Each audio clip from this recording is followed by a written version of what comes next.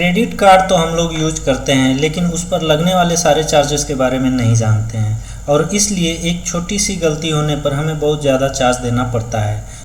अगर आप credit card लेने की सोच रहे हैं या यूज करते हैं तो ये सारे चार्जेस जानना आपको बहुत ज़रूरी है। सबसे पहले तो जब आप क्रेडिट कार्ड लेते हैं तो आपको एक वन टाइम चार्ज देना पड़ता है, जिसे ज्वाइनिंग फीस कहते हैं। ये चार्ज किसी किसी में फ्री भी होता है। उसके बाद जब आप पहले साल का जो चार्ज पे करते हैं उसको एनुअल फीस कहते हैं और जो दूसरे साल से चार्ज देना पड़ता है उसको रिन्यूअल फीस कहते हैं। अब ये तीनों चार्जेस जो हैं वो आजकल आपको फ्री में मिलने वाले हैं। वैसे तो बहुत सारे कार्ड हैं जिसमें बहुत ज़्यादा चार्जेस लगते हैं, लेकिन आजकल जो भी टेली मार्केटिंग से कॉल आता है वो इसी के बारे में रहता है कि आपको एक फ्री कार्ड दिया जा रहा है जिसमें एनुअल चार्ज नहीं होगा, कोई रिन्यूअल चार्ज नहीं होगा और कोई ज्वाइनिंग फीस भी नहीं होगी। ये सब बोल के आपको कार्ड दिया जाता है। चौथा है add on card fees. Add on card क्या होता है कि जब आप क्रेडिट कार्ड लेते हैं तो आपको एक कार्ड दिया जाता है, लेकिन अगर मान लीजिए कि आपके परिवार में किसी और को भी ज़रूरत है क्रेडिट कार्ड की, तो आप क्या कर सकते हैं कि उनके नाम से अलग कार्ड न लेकर के आप अपने कार्ड पे ही अपने लिमिट से ही एक अलग कार्ड इशू करवा सकते हैं, जिसे एड ऑन कार्ड कहते हैं। इसमें क्या होता है कि आपका जो लिमिट होता है, मान लीजिए आपको 30,000 की लिमिट मिली हुई है आपके कार्ड में, तो आपका जो दूसरा कार्ड होगा उसमें ये 30,000 आपका शेयर होगा। जैसे अगर आप पहले कार्ड से 10,000 रुपये की शॉपिंग कर लिए हैं तो दूसरे कार्ड से 20,000 की शॉपिंग कर सकते हैं। और इसमें बिल का पेमेंट जो है पहले कार्ड धारक को ही करना पड़ता है। इन चारों कार्डों को एक बार एग्जाम्पल के साथ आपको बताते हैं। एग्जाम्पल के लिए ये हमने ICICI के लिया है। इसमें एक अमेजन पे ICICI कार्ड होता है, जो इसमें ज्वाइनिंग फीस नील है, फर्स्ट ईयर का चार्ज नील है, एनुअल फीस नील है, सप्लीमेंट्री कार्ड का भी इसमें फ़ीस नहीं है और मिनिमम स्पेंड कुछ है नहीं, क्योंकि ये सारे चार्जेज आपको फ्री ही मिल रहे हैं। और बाकी दूसरे कार्ड हैं जो देख लीजिए, जिसमें किसी किसी में ज्वाइनिंग फीस नील है तो फर्स्ट ईयर का चार्ज लगता है, सेकेंड ईयर ऑनवर्ड्स भी चार्ज लगता है, कोई सप्लीमेंट्री कार्ड का फ़ीस नहीं है। इसी तरह से अलग अलग है, जिसमें इसमें देखिए ज्वाइनिंग फ़ीस है लेकिन फर्स्ट ईयर का कोई फ़ीस नहीं है, लेकिन दूसरे साल से जो रिन्यूअल फ़ीस होता है वो लग रहा है इसमें। तो ये अलग अलग कार्ड पे अलग अलग तरीके से चार्जेस लगते रहते हैं। तो आपको अगर कार्ड लेना है तो ये ध्यानपूर्वक देख लेना है कि कार्ड में कौन सा चार्ज कब लगने वाला है, क्योंकि कभी कभी एग्जीक्यूटिव जो है वो सिर्फ ये बोल देता है कि ये कार्ड आपको फ्री में मिल रहा है, लेकिन वो ये नहीं बताता है कि आपको अगले साल से बहुत ज़्यादा ही चार्ज लगने वाला है। अब इसके बाद आता है आपका ATM withdrawal fees. Credit card में आपको ATM से कैश निकालने की भी फैसिलिटी मिलती है। ATM से कैश विड्रॉल बहुत ही महंगा पड़ता है, इसलिए आपको बहुत इमरजेंसी हो तभी आप ATM से विड्रॉ करें।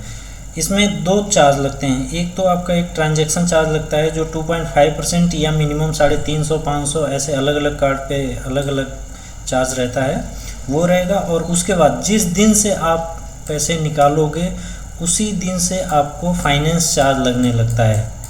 फाइनेंस चार्ज में क्या होता है कि आप जितना भी यूज करते हैं क्रेडिट कार्ड पे, उसमें एक टाइम लिमिट के बाद से अगर आप पैसे नहीं जमा करते हैं तो आपको चार्ज देना पड़ता है, जिसे फाइनेंस चार्ज कहते हैं।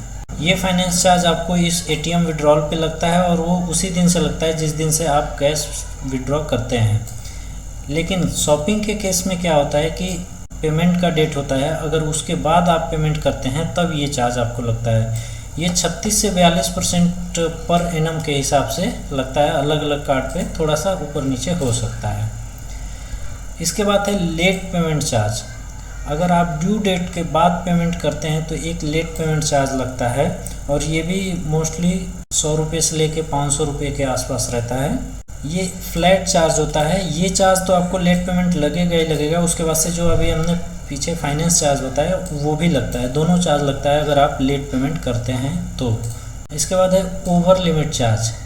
वैसे तो आपका जितना लिमिट है उतने तक ही शॉपिंग का अलाउ करता है कार्ड, लेकिन कभी कभी कोई कार्ड होता है जो आपके लिमिट से ज़्यादा की शॉपिंग करवा देता है। जैसे आपके कार्ड का लिमिट अगर 30,000 है, आपने 40,000 के लिए स्वाइप कर दिया, तो उसमें क्या होगा कि अधिकतम कार्ड क्या करते हैं कि इस 30,000 के लिमिट को क्रॉस करने पे वो ब्लॉक कर देते हैं। वो बोलेंगे कि आपके कार्ड में लिमिट नहीं है इस शॉपिंग के लिए। लेकिन कुछ कार्ड ऐसे हैं जो अलाउ कर देंगे इस 40,000 की शॉपिंग को भी। अब इसमें क्या होगा, आपका लिमिट सिर्फ 30,000 था लेकिन आपने 40,000 की शॉपिंग कर ली। अब आपको एक बहुत ही ज़्यादा हैवी अमाउंट का चार्ज इस 10,000 पे देना पड़ेगा। उसके बाद आता है कैश पेमेंट फ़ीस। आपने जो भी शॉपिंग की हुई है उसको अगर आप बैंक में जाके कैश के रूप में पेमेंट करते हैं तो इसमें आपको चार्ज देना पड़ता है। जो फ्लैट चार्ज होता है उसमें 100 रुपये से लेकर 250 रुपये प्लस GST वगैरह लगता है। उसके बाद आता है चेक पेमेंट फ़ीस। सेम अगर कुछ आपने शॉपिंग की है और उसका पेमेंट अगर आप चेक के माध्यम से बैंक में जाकर डिपॉजिट करना चाहते हैं तो उस पर भी चार्ज लगता है और ये भी 2% या मिनिमम 500 के आसपास रहता है। इसके बाद आता है पेमेंट डिसऑनर चार्ज। जैसे इसमें आ जाएगा कि आपका अगर चेक से पेमेंट कर रहे हैं और अगर आपके खाते में सफिशिएंट पैसा नहीं है या किसी और की वजह से अगर आपका पेमेंट डिसऑनर हो जाता है, मतलब कि वो जमा नहीं हो पाता है आपका फ़ीस, तो उस पर भी आपको चार्ज देना पड़ता है, जो कि वही 2% या मिनिमम 500 के आसपास वो भी रहता ही है। नेक्स्ट है रिवार्ड रिडम्पशन फ़ीस। ये क्या होता है कि जब आप कोई भी शॉपिंग करते हैं तो आपको कुछ रिवार्ड्स मिलते हैं। जैसे किसी किसी कार्ड में आपने देखा होगा, लिखा होगा कि 5x रिवार्ड मिलता है, किसी पे 10x मिलता है, किसी पे 2x ही मिलता है, ठीक है। तो ये आपने शॉपिंग कर करके आपने एक रिवार्ड 2,000, 4,000, 5,000 तक पॉइंट्स इकट्ठा कर लिए। अब उस रिवार्ड को आप एक बार रिडीम करने के लिए जाते हैं। जब आप रिडीम करते हैं तब आपको कुछ ना कुछ चार्ज देना पड़ता है। मोस्टली ये 100 रुपये के आसपास होता है प्लस GST।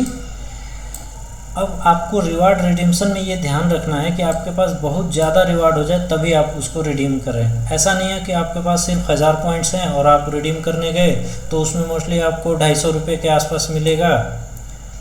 1000 रुपये में 250 रुपये मिलेगा और उसमें अगर आप 100 रुपये प्लस GST दे दोगे तो आपको कोई ज़्यादा फ़ायदा होने वाला नहीं है।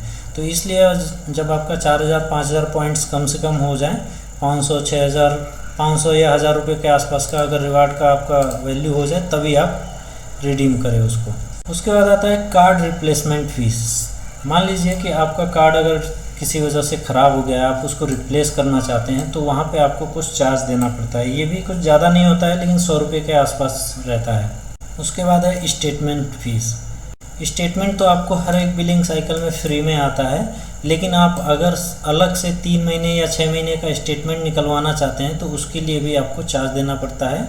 ये भी अलग अलग कार्ड पे डिपेंड करता है लेकिन मोस्टली 100 रुपये तो रहता ही है मिनिमम। इसके बाद है फॉरेन करेंसी ट्रांजैक्शन फ़ीस। आप अपने कार्ड से फॉरेन ट्रांजैक्शन भी कर सकते हैं, लेकिन आपको उस कार्ड में ये फैसिलिटी होना चाहिए कि आप फॉरेन करेंसी का ट्रांजैक्शन कर सकते हैं। फैसिलिटी होने के बाद भी उसमें आपको कुछ चार्ज देना पड़ता है और वो भी 3.5% प्लस GST वगैरह उसमें इंक्लूड होता है। Fuel surcharge. आप अगर क्रेडिट कार्ड से कोई भी फ्यूल लेते हैं तो उसमें आपको एक सरचार्ज देना पड़ता है जो 1% के आसपास होता है और अधिकतर क्रेडिट कार्ड्स इस सरचार्ज को वेव ऑफ कर देते हैं। तो आपको कार्ड लेने से पहले ये पूछ लेना है कि उसमें फ्यूल सरचार्ज वेवर्स का ऑप्शन है या नहीं। नेक्स्ट है रेलवे टिकट परचेस चार्ज। आप ऑनलाइन टिकट वगैरह खरीदते हैं या ऑफलाइन भी अगर आप अपना क्रेडिट कार्ड का यूज़ कर रहे हैं रेलवे टिकट के परचेस के लिए तो उसमें भी आपको कुछ चार्ज देना पड़ता है, जो कि बहुत मामूली होता है, 10 रुपये के आसपास रहता है उसमें। तो ये इतने सारे चार्जेस हैं आपको जानने के लिए, ये एक साथ आप देख लीजिए, इतने सारे चार्जेस लगते हैं आपको। इसमें से सबसे ज़रूरी चीज़ है कि आपको ATM विड्रॉल वाले पे ध्यान देना है। ये बहुत इमरजेंसी होने पर ही ATM से पैसे निकालना है और आपको लेट पेमेंट ना लगे इसके लिए आपका जो भी बिल है वो ड्यू डेट से पहले ही जमा कर दें। ओवर लिमिट चार्ज के लिए आपको ध्यान रखना है कि आपका जितना भी लिमिट है उसका 1/3 ही यूज करें तो बेटर है आपके क्रेडिट स्कोर के लिए भी। अगर आप सोच रहे होंगे कि मेरे पास 30,000 की लिमिट है और मैं हर महीने 20-25 हज़ार की शॉपिंग कर लूँ इससे, तो इससे क्या होता है कि आपका क्रेडिट स्कोर डाउन होता है। इसलिए आप इसको मोस्टली 1/3 यूज करें तो सबसे बेटर रहता है। मतलब अगर आप 10,000 रुपये की शॉपिंग हर महीने करेंगे तो आपका क्रेडिट स्कोर अच्छा रहेगा। एक और इम्पॉर्टेंट चार्ज ये है पेमेंट डिसऑनर का। इसमें क्या होता है कि हम ऑटो पे लगा के छोड़ देते हैं अकाउंट में कि ऑटोमेटिक ड्यू डेट को हमारे अकाउंट से पैसे कट जाएंगे, लेकिन आपको इंश्योर करना है कि उस दिन आपके खाते में सफिशिएंट फंड होना चाहिए। अगर सफिशिएंट फंड नहीं है तो वो पेमेंट डिसऑनर चार्ज लग जाएगा उस पर। इस वीडियो में इतना ही। आगे अगर आपको और कुछ जानकारी चाहिए इसके बारे में तो कमेंट करके हमसे पूछिए, हम उसका जवाब ज़रूर देंगे।